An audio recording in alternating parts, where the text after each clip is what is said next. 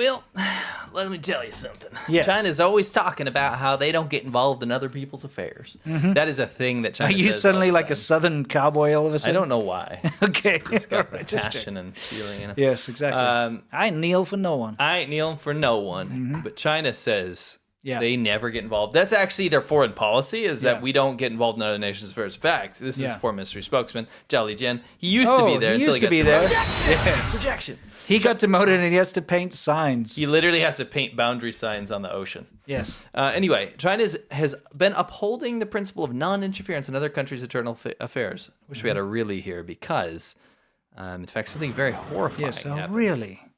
The Philippine authorities nab alleged Chinese spy play it out. near Commission on Electric You can turn it Office. down. Wait, okay. So what happened was China's been getting very involved in other people's affairs and other countries' affairs. In fact, they've been trying to spy at a record level across the world, Yeah. particularly in the Philippines. The Philippines has been standing strong. Shout out to Marcos Bongbong, who has been guiding the Philippines into a stance that is not backing down to China. Yes. The South China Sea, this whole area is very contested, and China claims the entire thing and does not give an inch to any other country that's their own territory. Yes. So the Philippines, they draw a line right up to the Philippines, basically, and say, all of this is ours. They keep sending spies into their country. They keep shooting them with water guns. They keep driving the fishermen out. They keep ramming their ships. Yes. They're bullying the Philippines into submission, and the Philippines is saying no. And shout out to the Filipino people for not putting up with China. Agreed. Shout out to Vietnam for doing the same. But the Philippines has been taking the brunt of this because the Philippines is a U.S. ally. Correct. And we do have military presence in the Philippines. If something kicks off with Taiwan, China is very concerned that there are U.S. bases and influence in the Philippines that could do something about it. And them being our ally means they're going to fight with us. Yes. Right? And they want to test this too. They want to see if the Philippines is actually going to do anything about this. So they've been sending spies over, and there's been an election, right? There's been elections happening. And what they did was they sent a spy over with something very scary in his trunk. It'll zoom in, don't worry. Yeah. Very Yeah, we've already scary. seen a couple of Zooms. Oh, okay. Do you want me to You can pause, explain just what it pause is? on one. Yeah, explain what this is. So this is right outside the Commission on Elections office, which is very relevant. So what you've got here, I think it's called an IMEI catcher, something along those lines. It's basically a rogue cell tower. And what it's used for is man-in-the-middle attacks. So let me explain this to you. All cell phones, as you know, they connect to the local network, whatever tower. This, goes... I'll be the cell phone, Okay, you be the there's a tower. cell phone tower. So what you have is you put this device in between. It connects to the tower, okay? And then it broadcasts itself as a fake tower with a strong signal. So, your phone's going to go for the strongest signal that it picks up, right? So it's going to connect to this. And it's going to seem like it's the real thing because it does actually connect to the network through this, okay? But then what this particular device does, and apparently it can have up to a 3-kilometer radius depending on your antennas and so on. When your phone connects to this device tries to kick your phone down from a 3, 4, or 5G connection down to edge or one of the lower Gs that doesn't have very good encryption. So it's easy for them to monitor all traffic. So what they can actually do is they can extract your phone calls, your text messages, and various other things. Of course, now it gives them access to the data, the raw data. They can mine it, they can try to hack it, whatever. So this is a very dangerous kind of a situation because they can snoop on what's going on in that Commission of Elections office. Anyone with a cell phone that connects to this device is now potentially compromised. Yeah, if you want to look it up, it's called the IMSI catcher, right? IMEI, something along those lines. Oh, okay. Something I thought it was along those lines. IMSI. Pretty easy to look it up. Yeah, but yeah. there- All the links are down below. there are, of course, different names for it, but basically it's a rogue tower. Yes. It's like a fake cell phone tower that tricks your phone into connecting and authenticating with it. Yep. I mean, as we know, China does have AI 5G expertise. Oh, yeah. Where is that? That's terrifying. Isn't it just? I mean, look, at the end of the day, you'll probably notice something's wrong because your phone probably has a crappy connection, actually crappy speeds, and drops down below 3G. Still. But some people don't know that. Like, when you go into a bad area, like in a tunnel or something, it'll drop down to edge or... Well, some countries don't have encryption natively. That's true. I don't even know how good the Philippines system is. So you wouldn't know. Yeah, this is true. But They wouldn't be doing this if it was obvious. apparently this guy had been driving around a lot. And this is, of course, the Chinese government is going to be using this information. Think about sway it. elections or to target people. And they'll know exactly firsthand what people are discussing, what text messages they're sending. They're going to know who to target. They're going to know now some soft spots, some blackmail. They'll be able to convince people, maybe phone them up and say, hey, I heard you voted for this person, or you want to vote for this person. Don't do it, otherwise your family goes away. It could also get way worse. Oh, of course. This is called a Stingray cellular surveillance platform, this particular one, apparently. Excellent. Cool. Thanks for the and cool thanks, Ryan the Gnome, for being a cell tower. Yeah, you can. It's sneaky, it's disgusting, and I really hate this. You know why? Because there's no way this is just a rogue dude doing it by himself. No, this is the Chinese government. Yeah. But why are they never sovereign country? Why are they never called out? Yeah. They're like, oh, a Chinese spy did this. They're doing this everywhere they hack the U.S. infrastructure. Yeah. They're trying to turn off your water so you die of thirst. There should be serious repercussions for something like this. I can't Election interference in a foreign country. How is this not escalated this beyond reason? Yes. I don't want it to, but you have to make this country answer to something. Yeah, it's got to be like this is out of control. This is like an act of war. You're getting there. Yeah. Right? It's just nuts.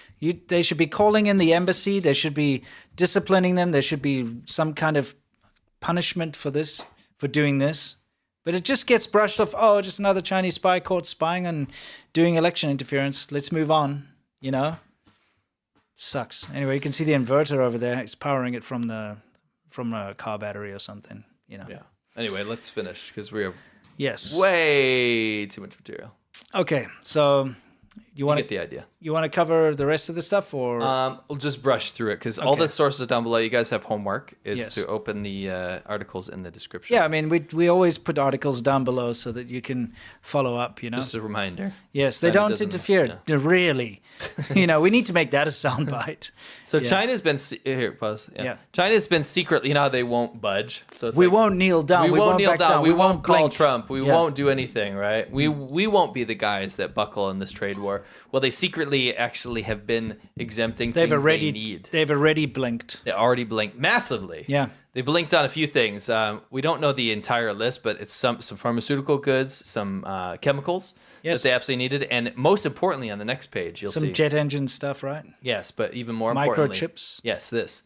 Mm-hmm. This has actually exposed something. And this Terraform has been kind of interesting and kind of uncovering some of China's dependence secrets because they keep blustering. They have billions of dollars of propaganda. They go out there and be like, we don't care. We're going to win this trade war. This doesn't matter to us, but it really, really, really matters. Yes. The number one biggest concern for China right now in terms of its exports is its auto industry, its EV industry, which is trying to conquer the world with. It's cheap garbage EVs that catch on fire. Yep, those ones. And unfortunately, what this trade war has done is expose that they're highly dependent on American chips for said cars. Yes. So if they can't get those chips, their auto industry basically, slams to a halt. Yeah, it's going to cost a lot more. Or cost a lot more for them. And they just don't have the time, energy, or money to do that right now. I mean, wait till you see our next week's episode with what's happening right now. Insane.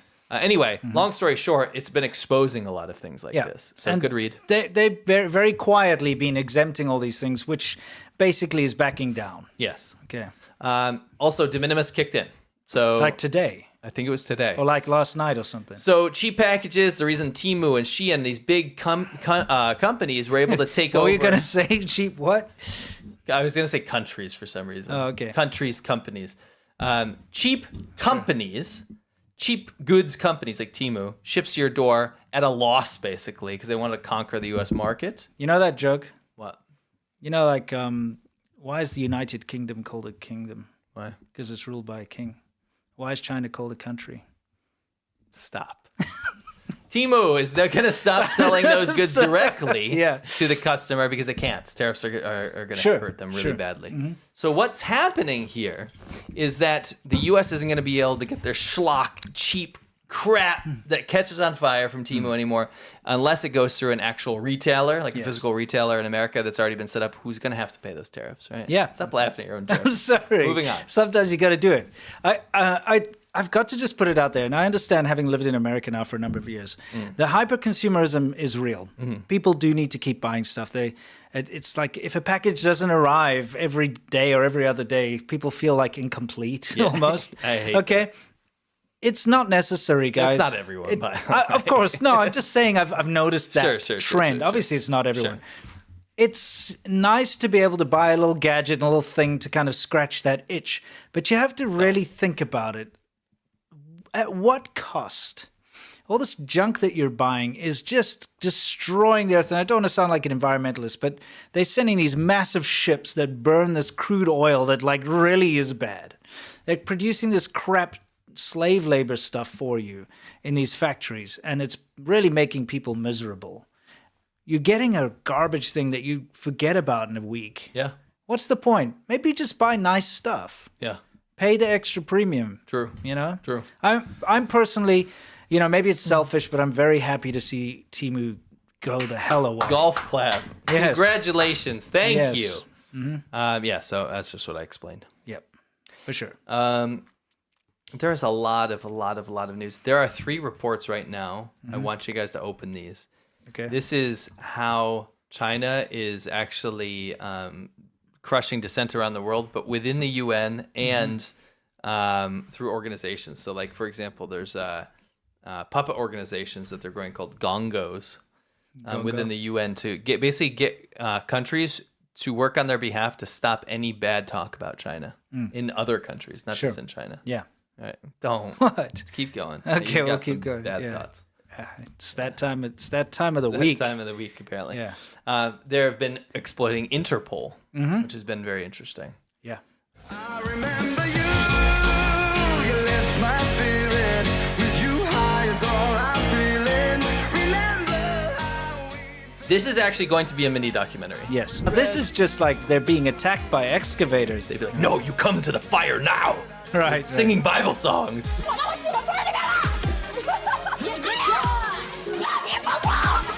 And it said, "No, Speed Racer, no!"